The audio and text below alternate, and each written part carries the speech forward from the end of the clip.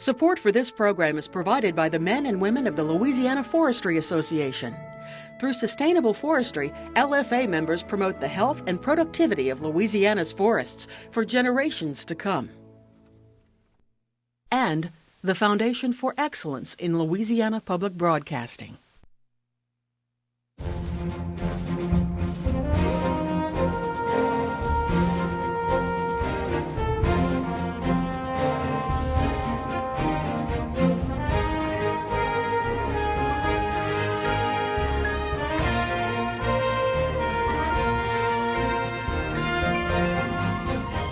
Hello and welcome to Louisiana Public Square. I'm Beth Courtney. And I'm Michael Climek with the LSU Public Policy Research Lab. 1 week ago, Wikipedia, the online collaborative encyclopedia, went dark for an entire day. Millions of web users searching the English version of the site were greeted by a single black and white page. Its contents? Links to 2 anti-piracy proposals by Congress, plus details on how to reach lawmakers to protest the bills. The move by the internet giant was an act of civic engagement, the topic of tonight's program. Well, civic engagement doesn't need to be as dramatic to be effective. Wikipedia itself defines civic engagement as individual and collective actions designed to identify and address issues of public concern. For Louisianians, this can mean volunteering at the local food bank, stuffing envelopes for a favorite candidate, or helping to organize a clothing drive at their place of worship. The opportunities are as diverse as our population. So how civic-minded are Louisiana citizens, and how can they become more engaged? Here's an overview. We just clicked onto elections, and of course there's a multitude of things you can do there. Secretary of State Tom Schedler is highlighting some of the features on his department's website that earned it a number 3 national ranking from the Pew Center on the state's election initiatives. Register to vote, change your address, and various other things that you can do on site now. Through the site's content and ease of usability, Louisiana has made registering to vote a simpler process. Louisiana ranks on the most current of the number 4 in the country for voter registration. We're very proud of that. 83% of those eligible to vote over 18 are registered to vote in Louisiana. While Louisiana gets high marks in civic engagement for voter registration, Schedler notes that there has been a downward trend as far as voter turnout in statewide elections. You know, we had a turnout in this last October election, gubernatorial statewide, of around 37%, which is dismal by some historic perspectives. 1 million of Louisiana's 2.8 million registered voters went to the polls in October, the fewest number of voters to cast ballots in a governor's race since Louisiana switched to the open primary system in 1975. Schedler attributes the low turnout to lack of a true contest at the top of the ballot, but he blames the overall decline in voting on negative campaigning. The negative ads and the negativism of campaigning now has reached an all-time high, in my opinion. And I think the public is sick of it. I think it maybe starts out from a national level. They just fed up with national politics and the frustration no matter what your party affiliation. It trickles down to local and state. But the negative ads is a real turnoff to everyone. I think what black voters are starting to say, or kind of starting to say that the party will listen, is that you can't just put any Democrat out there and just expect us to come out and vote. Albert Samuels is chair of the Political Science Department at Southern University in Baton Rouge. Samuels says declining voter participation among Louisiana's African Americans is due to a disenchantment with the state's Democratic Party. Some of the candidates that they have put forth more recently, quite frankly, have been a little bit more moderate, sort of conservative light. Blacks tend to favor considerably more government intervention, if you will, into the economy. Not only than whites generally, but also even many white Democrats are comfortable with. Despite declining black voter turnout, black representation in the legislature has been increasing. In 2009, a total of 29 blacks served in both chambers. In 2012, 23 House members are African American and 8 Senate members are black. But women, who make up more than half of Louisiana's population, have seen their representation decline considerably in this year's legislature. 16 women will be serving in 2012, down by almost 30% from last session. Fewer women also ran for legislative offices this year than in the last 3 election cycles. It's nasty and it's ugly and it's very expensive. Louisiana Supreme Court Chief Justice Kitty Kimball feels that the intense scrutiny candidates must now endure has discouraged females in Louisiana from entering the political arena.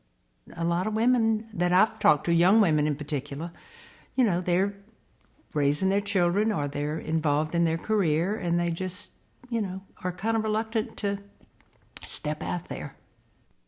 Louisiana citizens are less reluctant to get involved in bettering their communities by lending a helping hand. We commissioned a survey through LSU to determine the level of volunteerism in Louisiana, and it told us that 51% of Louisianians volunteer. 85% of those people expect to volunteer in the year ahead, which is a pretty good number. Matching citizens with volunteer opportunities around the state is the mission of Volunteer Louisiana, an initiative of the Office of Lieutenant Governor Jay Dardenne. Dardenne says Louisianians' giving spirit has been molded by the history of the state. We were an agrarian state up until just the past few decades, or certainly into the past century, and that tended to create bonds on a local level where you believed in your community, you believed in your family. That's who you were dependent upon and relying upon for things getting done. I think that certainly carries over into our spirit of volunteerism and involvement. According to the 2011 Louisiana Volunteer Study, the largest percentage of volunteers are citizens age 65 and over. The lowest percentage, individuals age 18 to 24. Our nation's greatest renewable energy source is the idealism of young people.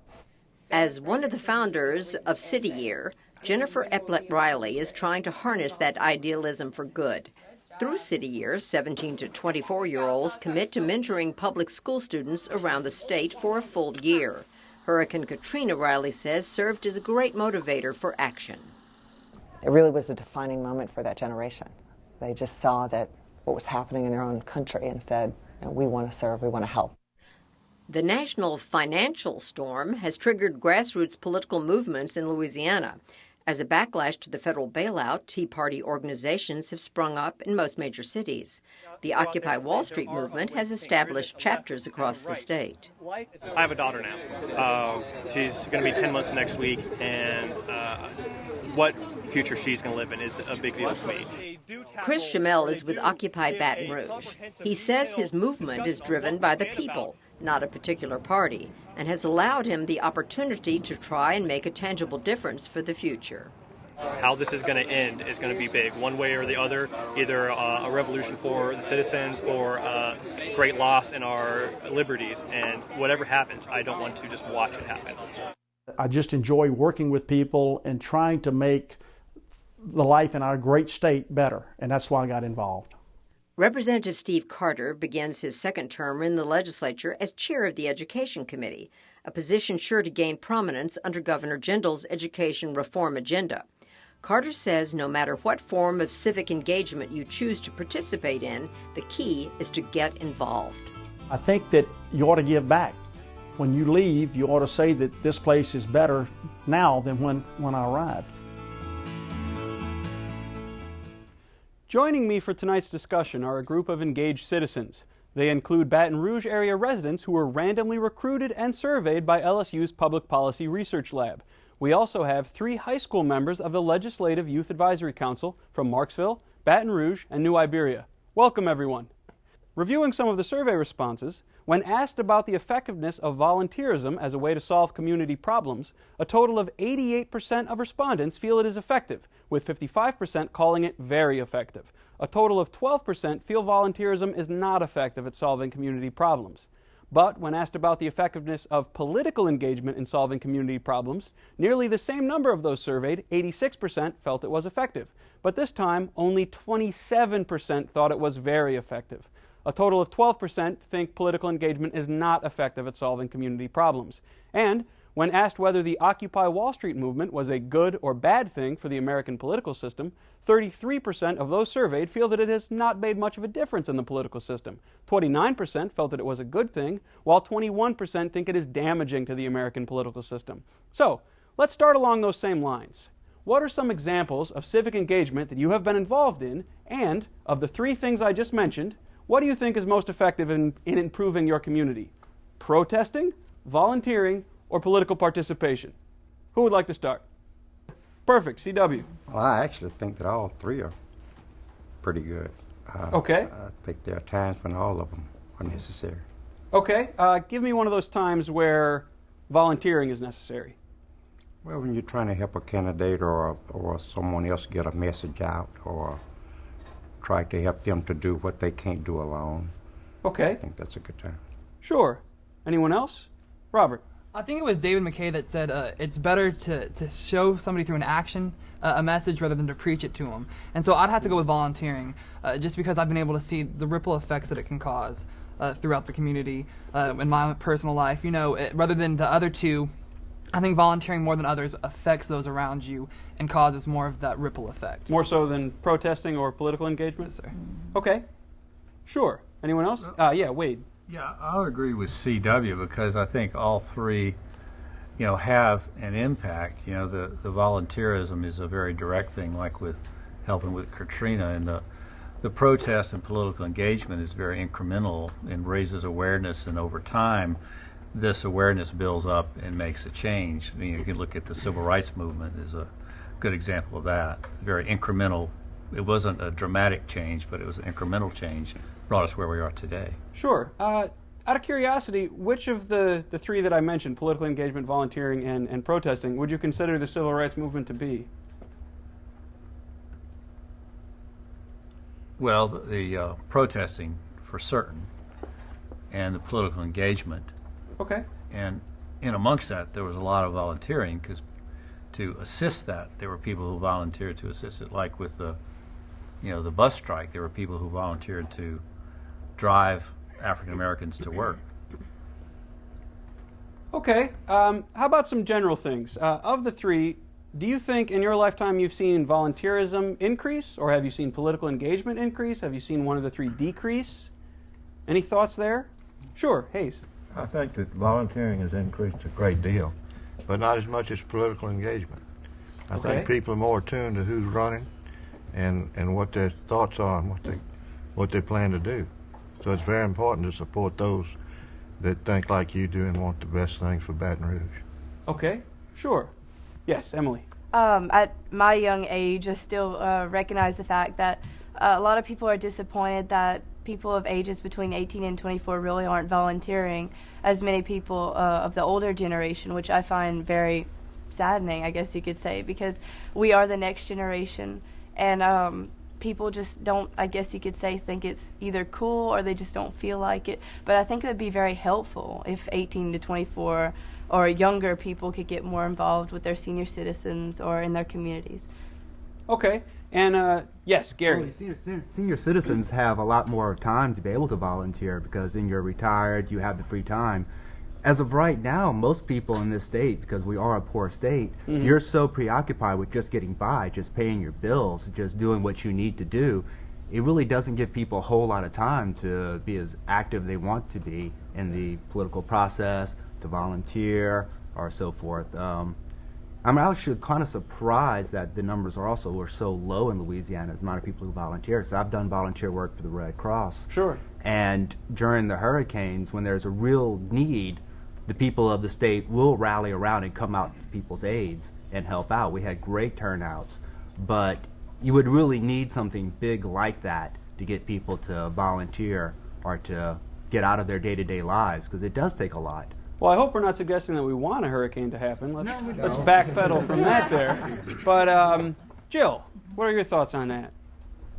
Well, I really I run a nonprofit organization, so we rely very heavily on volunteers.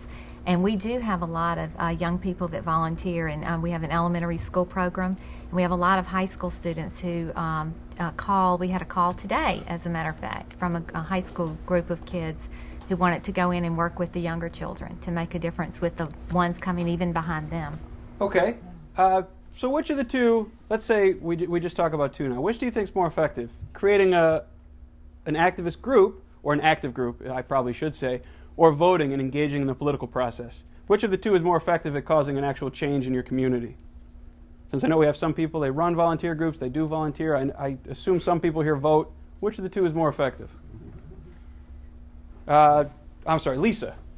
Well, I'm in a profession where I see a profound impact on people's lives from volunteer perspective and from a political activist perspective. I work with nursing home residents, and we see from young people to older people coming in and making an impact on their lives, and then from a political perspective, people that can't always speak for themselves, need people to go to bat for them and advocate for them as far as resident rights, as far as their benefits, Medicaid, Medicare benefits. Okay, Queena, if you have anything to say, don't feel too pressured. No, I was just going to kind of piggyback, and I don't think it's more so about, and I do agree with you when you say it's mostly getting by. And as a recent college graduate, I didn't have a whole lot of time, but sometimes it do take some, in my opinion, awareness. A lot of the young folks are not really aware of some of the things that's going on. Yeah, we have some of the older ones out there that's volunteering. Well, if they can kind of pitch in and say, hey, do you know that this is going on? Why don't you, come with me here, check this out, check that out. And because a lot of times we are just in the books. Okay, that's actually a fair point. Let me open that up. Why do you think people don't volunteer? Sure, Dennis. I don't hear about it in ways that you would think. The homeless people really need a communication system other than just TV. They don't have TV. They don't have radio. So how could we touch those people? Those are the ones that are on the bottom, and they need to move up. And we need to show how to do that. All right, that's a fair point. So there's some awareness issues there. What else? Why else do you think people don't volunteer? Well, Ray? Personally, like the gentleman right there just said, when I was younger, I was too busy trying to make a living for myself and my family. Sure. As I got old and retired, but I've always volunteered. But now I'm finding I got more time that I can volunteer on my time. Okay. Any other thoughts? I think that sometimes people don't realize or aren't immediately touched by something. When Katrina came, I think everybody, at least in Baton Rouge and New Orleans, felt the need not just to write a check, but to really get in and do something that would make an impact. Sure. But sure. other than, big disasters like that, maybe people don't feel that immediate impact and that call to action as intensely. In terms of political engagement, does anyone here, for instance, write their legislator? Oh, we do have some. Jill, Lisa, Hayes. Wade, what have you written to your legislator, out of curiosity? Well, I wouldn't really want to repeat it. It had to do with some conduct and behavior that I didn't like. So. Okay. Well, we'll just leave the mystery of that open for now. Does everyone here vote? Is there anyone who votes in just local elections but not presidential elections, or only presidential, not local? Are there any elections you skip? Yeah, CW. Yeah, I skipped an election because I didn't really understand what was going on in the area where I was. And I didn't have time to be informed. So rather than putting the wrong lever, I just stayed out for that time. Yeah, sure, Gary. I can agree with that statement, because the last gubernatorial election, we've had such a low voter turnout because a lot of people thought, well, Jindal's going to get reelected.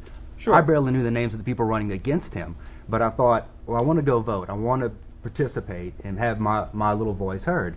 And leading right up to the election, I want to educate myself about it. I look at our local media. I was hoping to get a layout of all the candidates, what they stand for, what their issues are. All and you it wasn't really there? get, it wasn't really there. All you really get is a name and a D or an R or maybe an I on the side of somebody's name. Fantastic. So there's definitely some. We need more information before we sometimes pull the lever. Okay. Fantastic. Well, that's all the time we have for this portion of our show. When we return, we'll be joined by a panel of experts to further discuss civic engagement in Louisiana.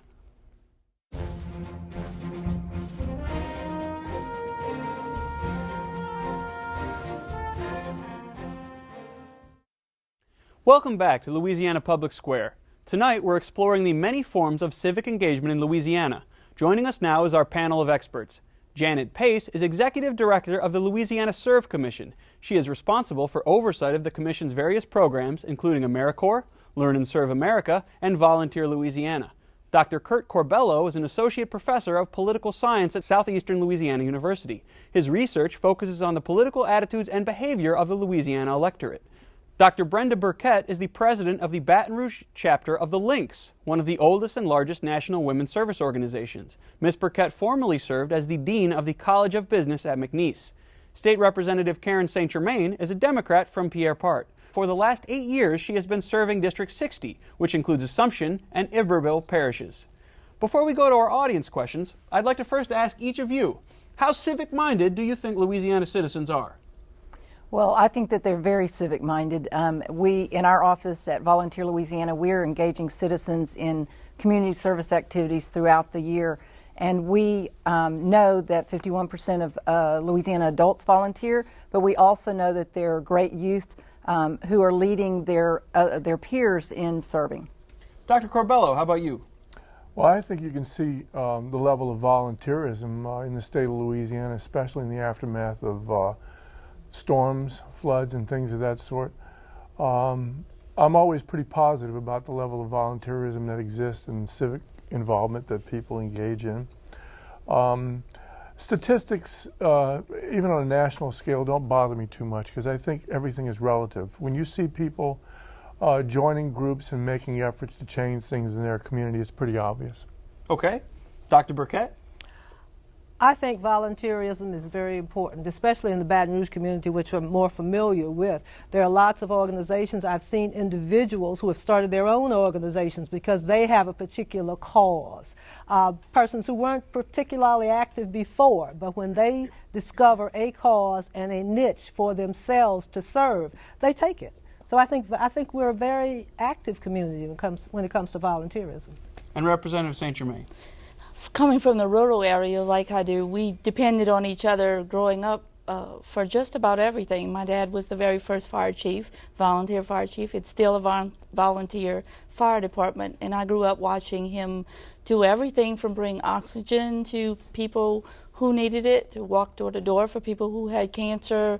So I grew up very much in the volunteer arena. Didn't know that it was a special classification, just knew that that's what we did, and it was a part of our life. Okay, fantastic. Let's open it up to questions from everyone. Sure, Mark. Yeah, what do you feel that we can do to groom our youth so that they will wish to be able to participate in citizenship and those activities? I think one of the things that's happening now is in our colleges and universities, there's a service learning requirement at some, and then it's voluntary at others. But many classes have that as a part of their requirement. So I think this gives the students an opportunity to go out to agencies or entities that they would not ordinarily know anything about. And when they find out about them, they realize the service that they're providing. So I think we get them in that service mode. I think the communication of the needs that are there to be met, and once you open that door, then people find that there are incentives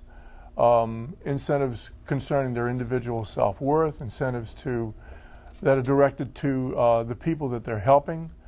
Once you open that door, I think then you communicate to people that there are ways to benefit the community that are significant and really important. And young people, I guess, need to recognize, or it needs to be communicated to them that there are opportunities to do it.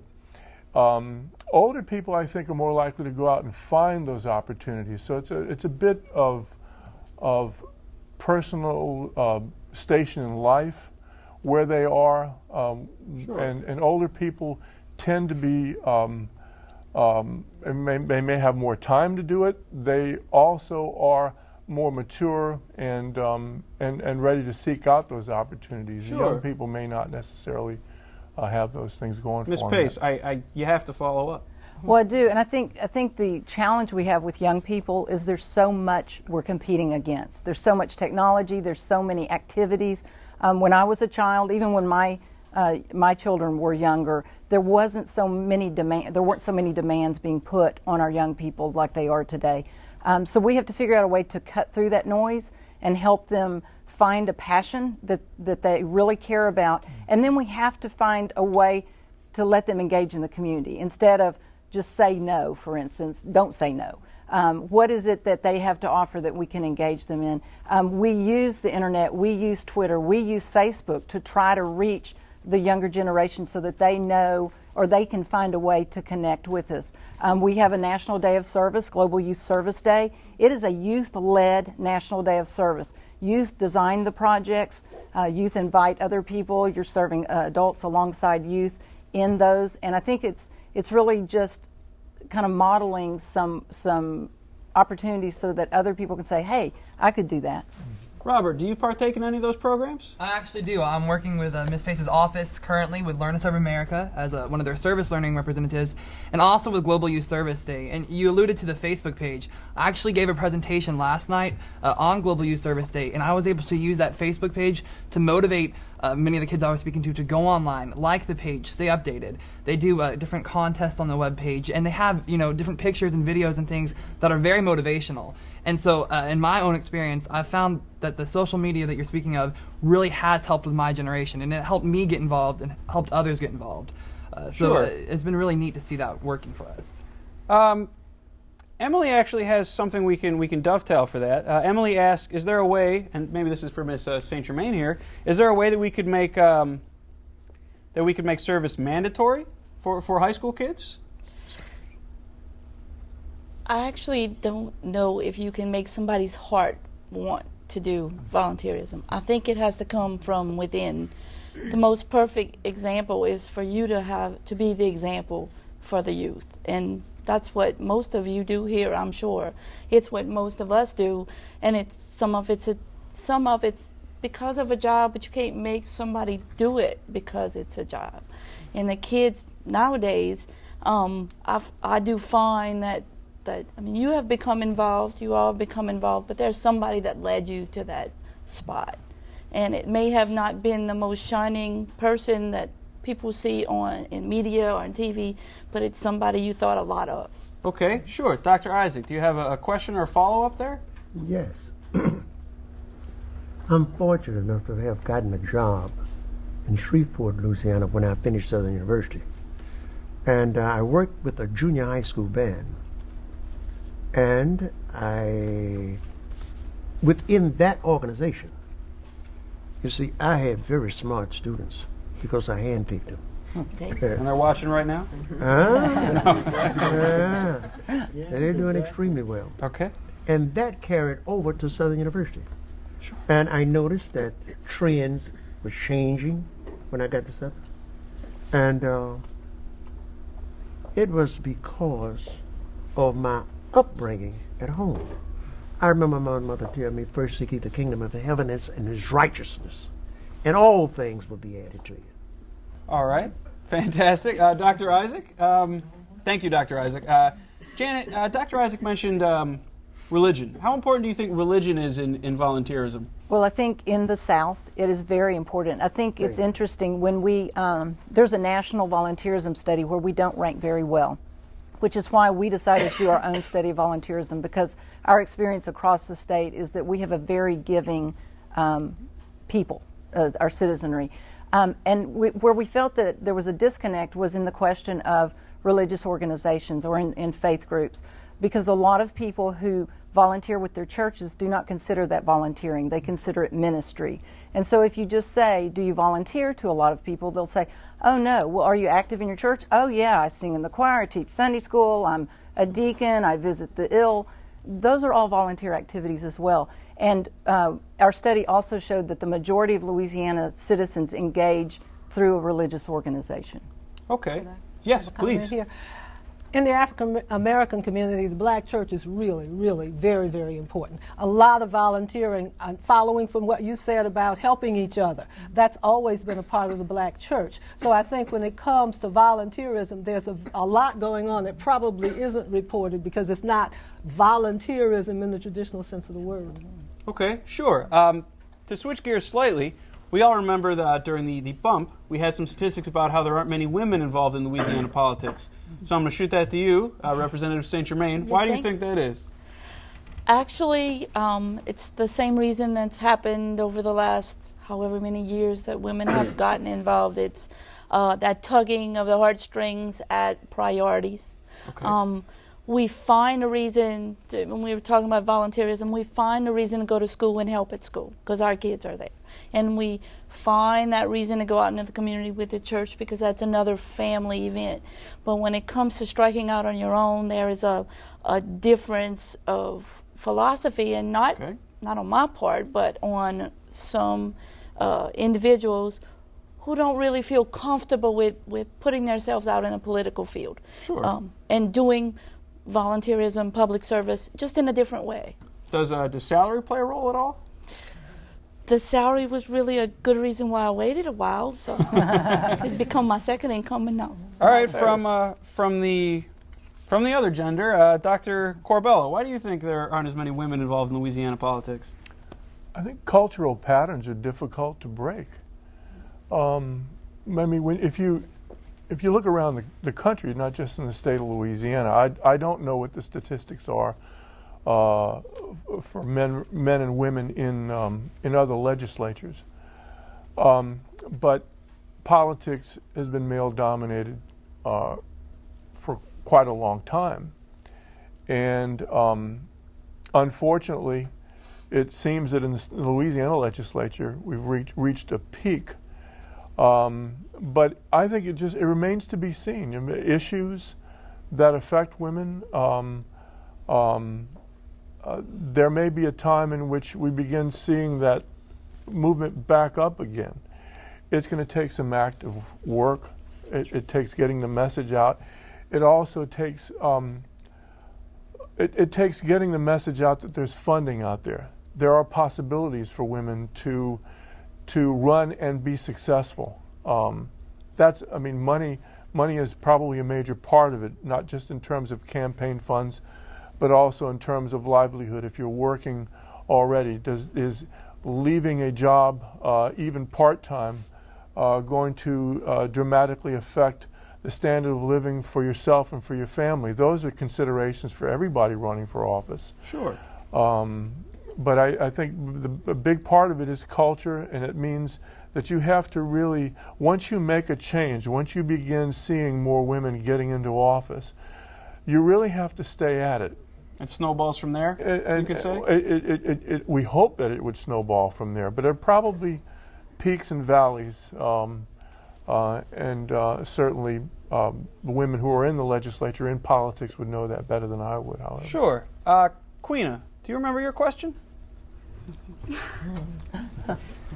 It's about how could the media get involved with civic engagement? Like, how could you guys pretty much get more? And I know you do the Facebook and that kind of thing, but what about, because I'm a person, like, you know, I can identify with the black community and you, as well as getting together and that togetherness. What about some, not necessarily door to door, but going out to some of the colleges and universities? And I know that they are in some of the curriculums, because it was in mine. I had to, commit to those 300 hours. But what about, actually having them to a little bit more like what Emily asked, not necessarily to make them do anything, but actually give it to them in a way that they want to do these things. Like, I guess, quote unquote, make it cool for them to say, hey, it's okay to volunteer, and what you touched about, incentives, actually going out there and say, hey, you can volunteer. All right, Janet, this what they have here and there. Sorry, Queena. It's okay. Well, Janet, how do you make it cool? Well, we are trying to be hip and cool, and I think that's why we're on Twitter and we're on Facebook. But we know that most people actually volunteer for one of two reasons. One, somebody else asked them and took them along to something. And so they found a passion that way. The other is they find a passion and they just feel this urge, the need to do something. And I think the people who enter politics, that's part of that for for a civic engagement role, is that I have this passion to do something. The only way I can do is just to step out and do it. Not everyone who volunteers wants to be the leader. Some people want to be able to go to an organized activity where they can just be the person in the back that's painting or hammering or whatever. And so making enough projects available, making people understand there are a lot of different places they can go and you're absolutely right. We need to get the word out more. And our office will go talk to anybody. We'll go talk to one person, we'll go talk to 700. Call us and we'll go. So you have someone in charge to actually go out to different schools? Yes, we are small of staff, but we will go and speak to any school or any school group, absolutely. And in universities, it's not just service learning, it's also internship programs. So for example, I'm in a political science department, and we have internships at Southeastern in which students decide to volunteer. I mean, it is for course credit, but they are also learning whether they're working for organizations that need their help. Sometimes it's working in legal offices or with legal aid, for example. I know that we focus on Katrina quite a bit, but I know that there were a significant number of student groups that came in from all over the country. My son, who was born and raised in Louisiana, wound up moving into Massachusetts with his mother, and they came with a group of students from Western Massachusetts. And those were internship programs as well as service learning projects. All right, Dr. Birkett, to follow up on, how do you make civic engagement and political engagement cool? Well, I don't know about or cool. hip, if you prefer. Well, hip and cool? I don't know about cool, but I really think that you have to nudge young people, and maybe some older people too. Sure. And once you nudge them in that direction, they either get a feel for it or they don't. But I think most people do. I think most people have an innate desire to be helpful. And I think that's why I like service learning. I like it a part of a course because you kind of force a student to get out there.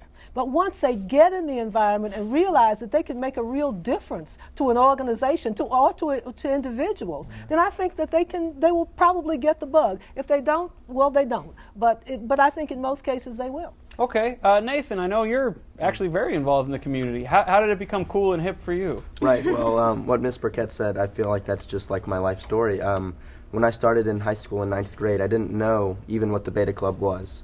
When I joined it in 10th grade, that's the earliest year you can start it in our high school.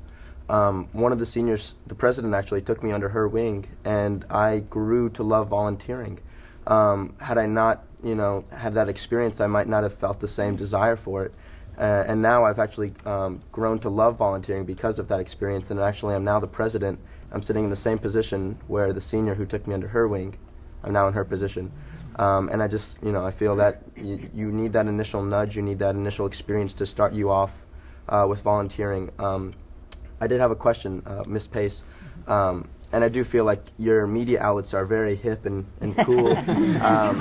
But one of my questions on maybe the backstory on how do you acquire these events for your website through the search engine kind of thing that you have? Well, there are a couple of ways. One, our search box actually aggregates the national volunteer registries so that any organization, any nonprofit or faith-based organization out there can register themselves on those, and it will kind of aggregate up into that search box. We also work with nonprofits around the state and help them to register their opportunities. We know we don't own them all, but what we hope to do is have enough of a spread of different kinds of opportunities that someone can find something that would interest them. But if they don't, they can always call our office. There's nothing like that one-on-one to nudge them in the right direction, if you will.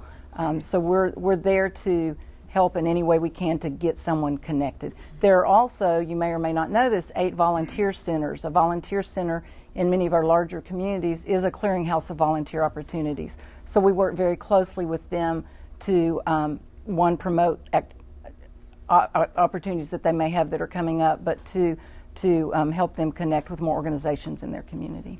And I just wanted to end and say that I find your website extremely helpful and so easy to navigate. I wish some of the colleges I was applying to took a hint from your website. Thank you. Burn! I hope you're not applying to LSU. Well, I did. I also wanted to close my comment with saying that, you know, when I was a 10th grader, I was taken under a 12th grader's wing. Now that I'm in that position, I found I needed to do that again, and you know, I try to do that with the 10th graders who need that initial nudge, and I just find it's just a circular experience, and I just enjoy it so much. Great, Rosalind.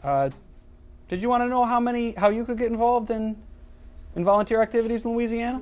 Not really. I already volunteer. Yeah. I have my plate's overflowing pretty much, but I just took a disaster relief course at our church, and I cried through the whole thing, the 2 days of it, because you just can't realize how many people need people's help. And when we go there, we want to minister to their needs at the present moment, but then we want to minister to their spiritual needs. But no, I do know how. I just had to find a question to put on the paper. Well, you still got the chance to speak. So, okay. Thank you. To dovetail back into the media again, Gary, the floor is yours. Well, I was kind of wondering about the media. What kind of responsibilities do you think the media has in getting people engaged in civic participation, but also remaining neutral to different political views? I mean, how can they really strike that balance? I think that's for you. Actually, I've been very lucky in the time that I've been elected. I was a legislative assistant for 14 years, so I got a chance to watch from the background and not be in the middle.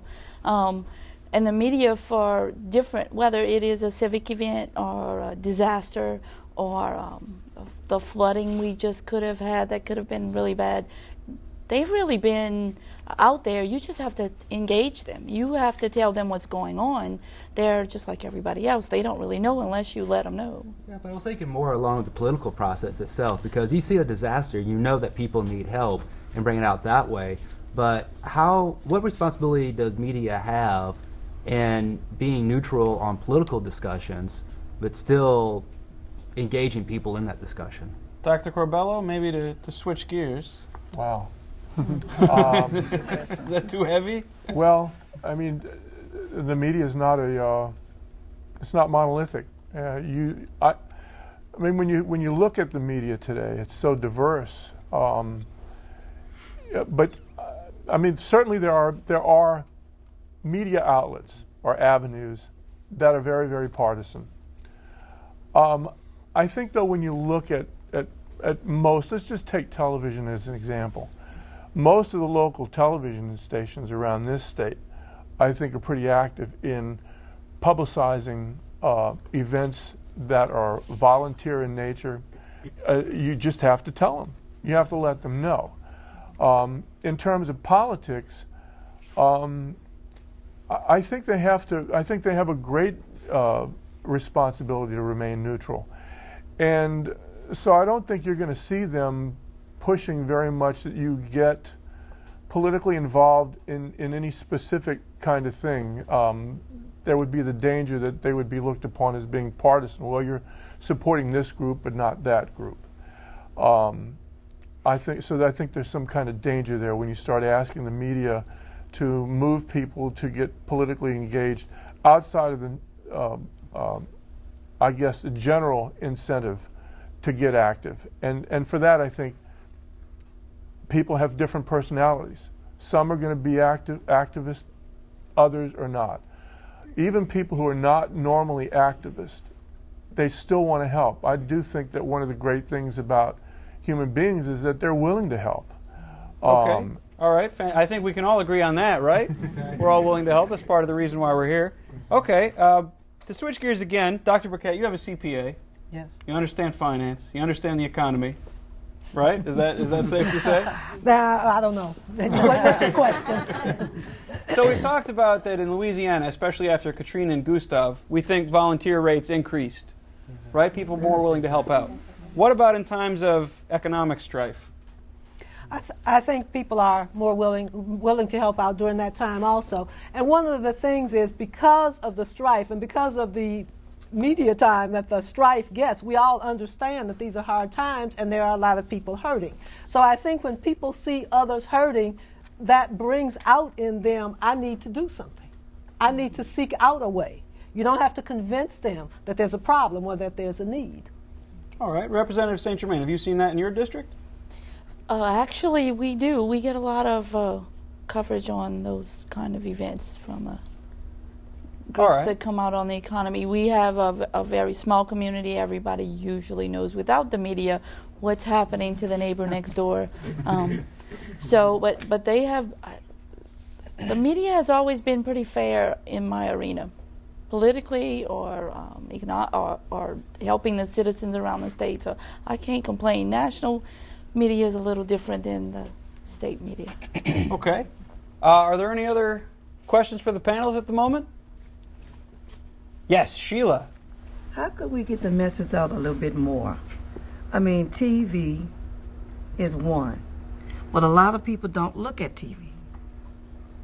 If you give bulletins out, send letters out, just having a party or something just to get everyone involved. Because a lot of people really don't know what volunteering is. And when you say that you're not going to get paid, they don't want to volunteer. So what we need to do a little bit more just to get this message out. Probably more localized. The more local the information base is, the better. Let's take Neighborhood Watch for crime as an example. Some groups are very well organized and very active. Others start and it kind of fades to a degree. But once you make those local contacts and you begin working with groups on a more local level, it's neighbor to neighbor.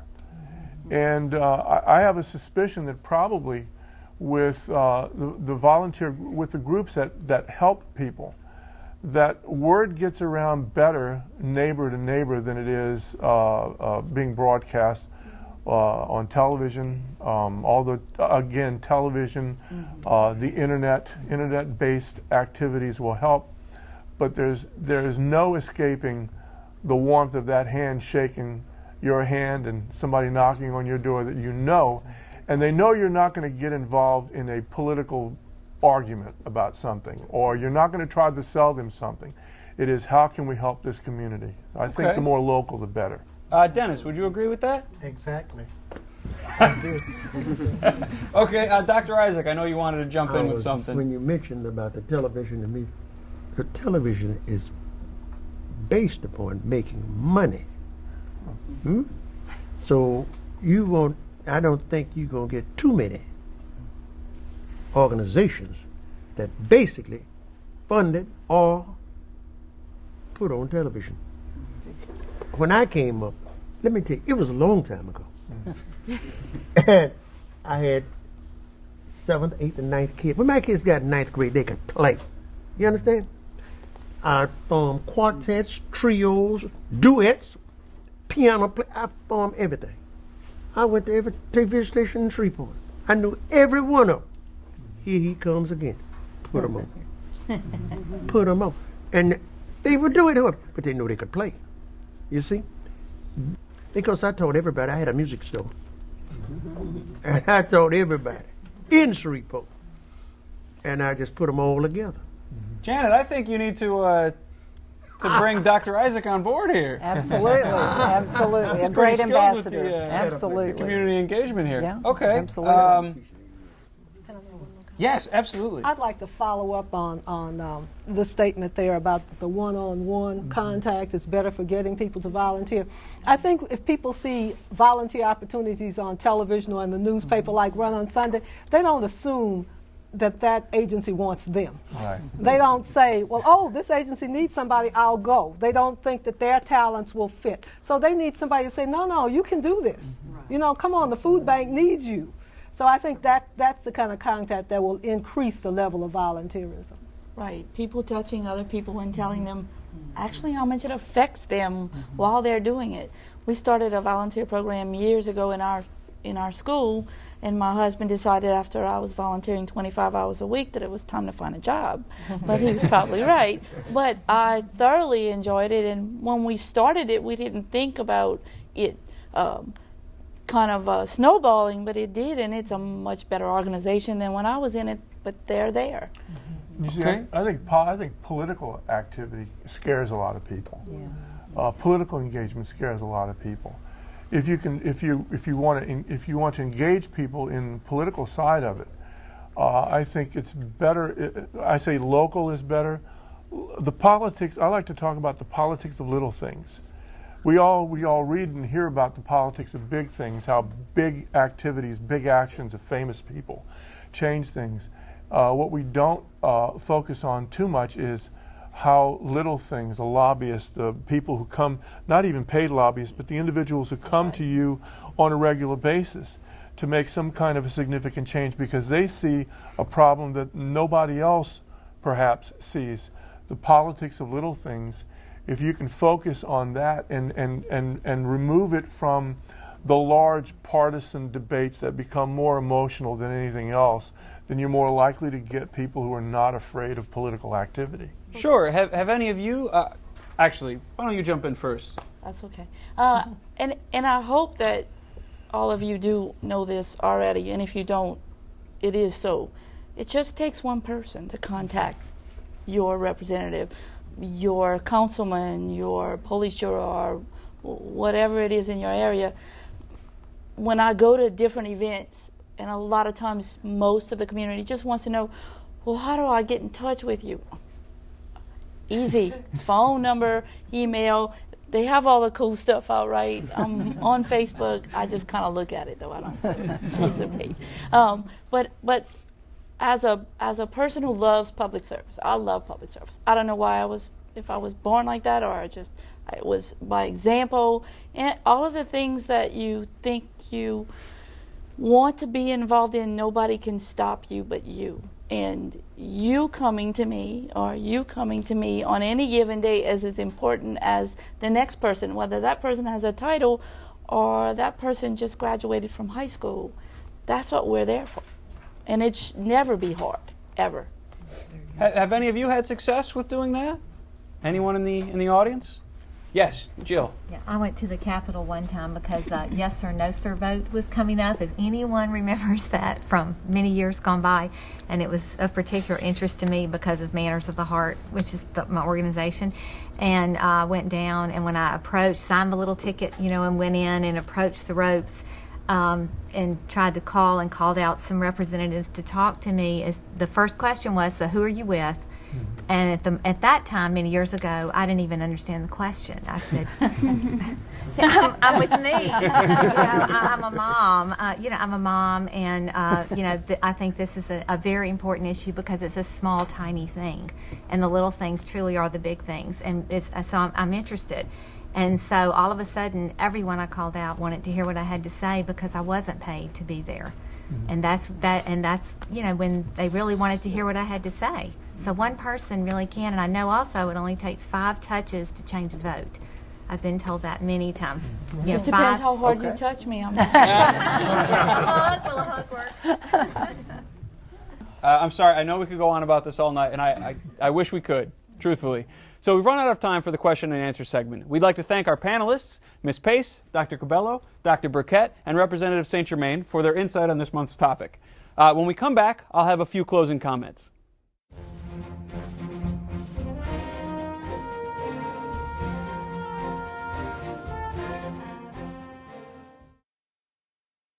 Well, Michael, we certainly have an engaged group here who have on many different levels. And I think the thing that we were talking about tonight was that you really have to have a passion about an issue.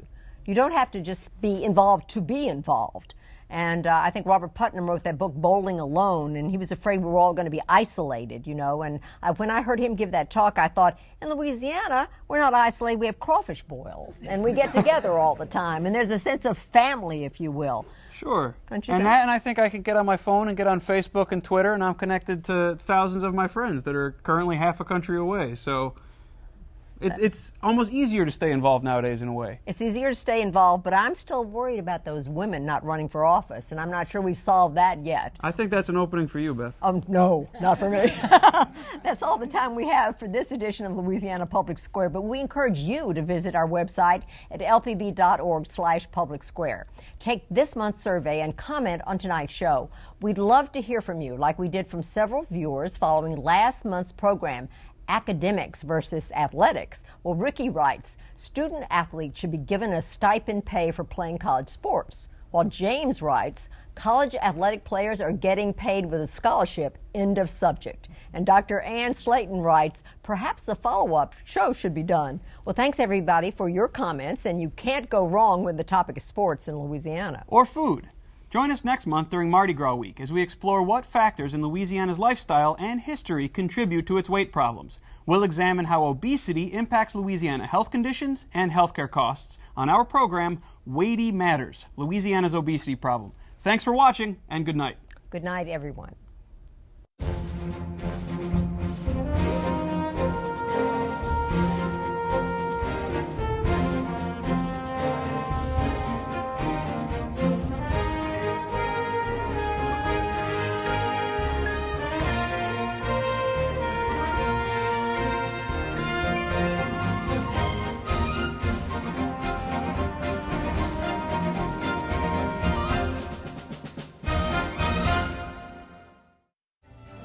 For a copy of this program, call 1-800-973-7246 or go online to www.lpb.org.